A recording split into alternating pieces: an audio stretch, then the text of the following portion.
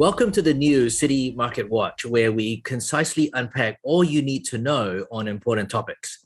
With me today, Audrey Cheong, Citigold Private Client Portfolio Counselor. Hello, everyone. Okay, so this is a more somber episode as we dwell into what bear markets really are, what to look out for, and whether or when we should be concerned.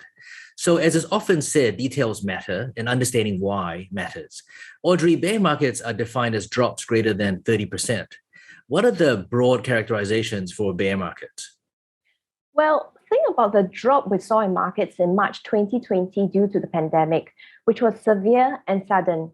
And we need to characterize something like this as event-driven. Now, the common or typical bear market is cyclical or economic, just like how one would think about the inventory cycle.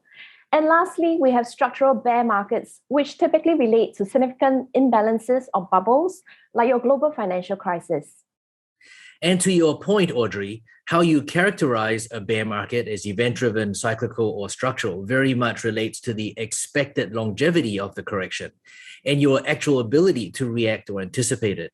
As we saw, the pandemic-induced March 2020 sell-off, bear market, and recession was an extreme sell-off in a record period of time, which was then followed by a record recovery from that March 23rd low. Reflecting on the global financial crisis, that protracted drawdown unfolded over 18 months. We can really only anticipate the more cyclical and protracted drawdowns.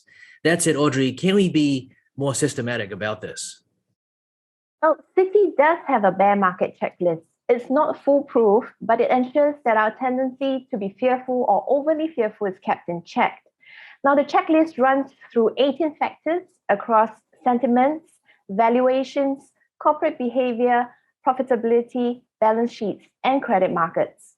Now, diving deeper into some of these factors, if we consider sentiment, analyzing fund flows across asset classes, or tracking levels of panic or euphoria adds objectivity.